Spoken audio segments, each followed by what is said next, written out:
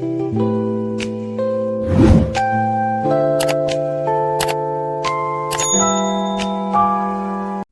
મિત્રો, આજના આ ખાસ વિશ્લેષણમાં એક બહુ જ અગત્યના સરકારી પરિપત્રની ઊંડાણપૂર્વક ચર્ચા કરવાના છીએ.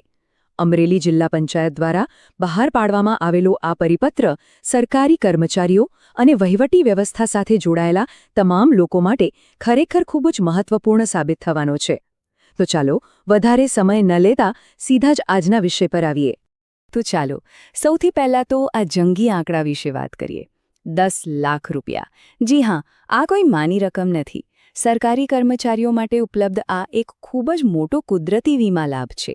આ લાભ ખરેખર કોને મળશે અને મેળવવાની ચોક્કસ પ્રક્રિયા શું છે એ સમજવું અત્યંત જરૂરી છે. આજે આપણે આ આંકડા પાછળનું ગણિત અને એની તમામ શરતોને એકદમ સરળ ભાષામાં સમજીશું. હવે આ કોઈ અફવા કે હવામાં થતી વાત બિલકુલ નથી. 6 મે 2026ના રોજ હિસાબી શાખા જિલ્લા પંચાયત અમરેલી દ્વારા સત્તાવાર રીતે બહાર પાડવામાં આવેલો આ પરિપત્ર છે. આજના વિશ્લેષણમાં આપણે આ પરિપત્રની દરેક નાની મોટી વિગતોની ચર્ચા કરીશું, જેથી મનમાં કોઈ જ શંકા ન રહે અને સાચી માહિતી દરેક સુધી પહોંચી શકે. આજના વિશ્લેષણની રૂપરેખા એકદમ સ્પષ્ટ છે. આપણે 5 મુખ્ય મુદ્દાઓ પર વાત કરીશું. પહેલું, 10 લાખનો લાભ. બીજું, એસબીઆઈ સાથેનો કરાર. ત્રીજું, એસજીએસપી એકાઉન્ટમાં રૂપાંતર કરવાની પ્રક્રિયા. ચોથું, વિગતો કેવી રીતે સબમિટ કરવી. અને છેલ્લે, કેટલીક અત્યંત મહત્વપૂર્ણ નોંધ. તો શરૂઆત કરીએ આપણા પહેલા વિભાગથી, 10 લાખ રૂપિયાનો લાભ. આ ખરેખર એક એવો વહીવટી સુધારો છે જેની સીધી અને હકારાત્મક અસર કર્મચારીઓ તેમજ તેમના પરિવારના આર્થિક ભવિષ્ય પર પડવાની છે.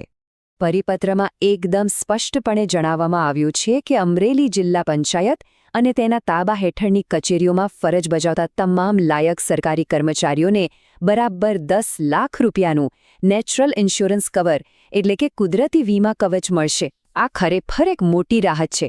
કુદરતી સંજોગોમાં પણ કર્મચારીના પરિવારને આટલું મોટું આર્થિક પીઠબળ અચૂક મળી રહે તે જ આ સમગ્ર યોજનાનો મુખ્ય ઉદ્દેશ્ય છે. હવે આગળ વધીએ આપણા બીજા વિભાગ તરફ, સ્ટેટ બેંક ઓફ ઇન્ડિયા એટલે કે એસબીઆઈ સાથેનો કરાર. આ માત્ર એક કામચલાઉ જાહેરાત નથી, પરંતુ એક કાયદેસર અને મજબૂત સમજૂતી કરાર છે. આખી પ્રક્રિયાની શરૂઆત ક્યાંથી થઈ?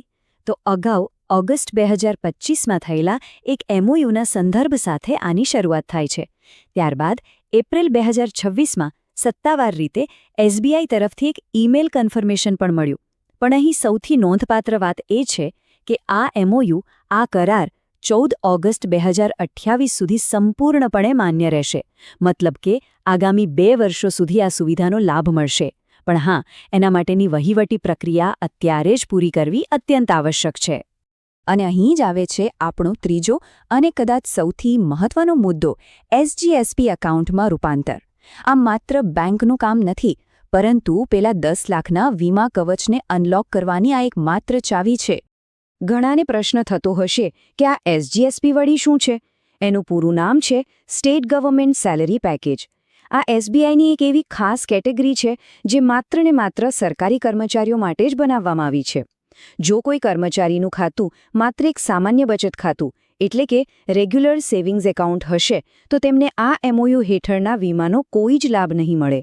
આ 10 લાખનો લાભ લેવા માટે બેંકના રેકોર્ડમાં ખાતું ફરજિયાતપણે એસજીએસપી કેટેગરીમાં હોવું જ જોઈએ.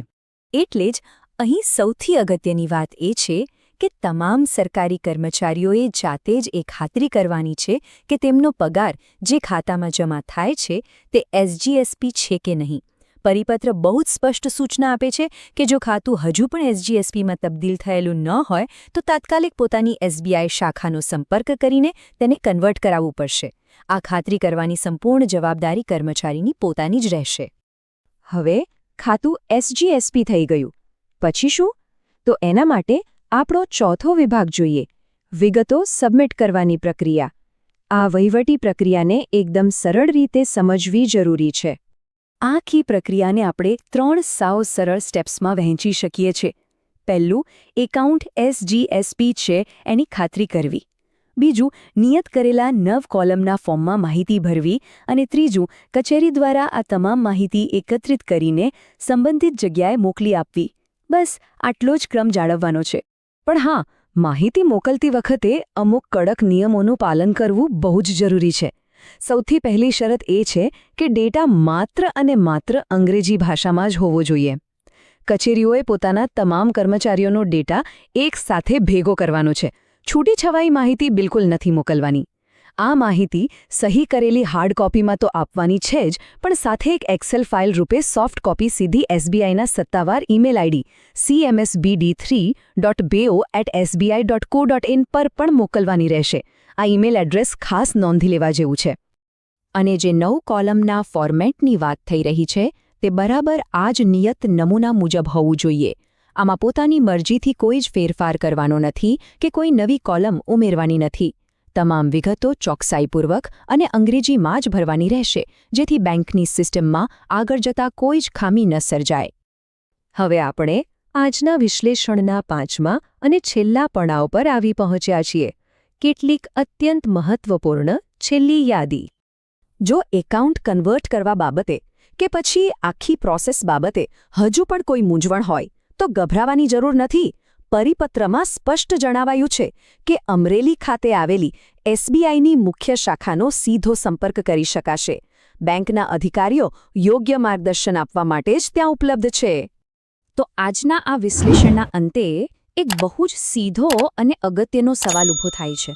શું સેલરી એકાઉન્ટ અત્યારે એસજીએસપી છે ખરું? જો જવાબ ના છે અથવા ખબર નથી, તો 10 લાખના વીમા કવચનો આટલો મોટો લાભ જોખમમાં મુકાઈ શકે છે. આજે જ બેંક પાસબુક તપાસીને સ્ટેટસ ચેક કરવું અને આ અદ્ભુત લાભને સુરક્ષિત કરવો ખરેખર અત્યંત જરૂરી છે. આશા છે કે આજની આ માહિતી દરેક કર્મચારીને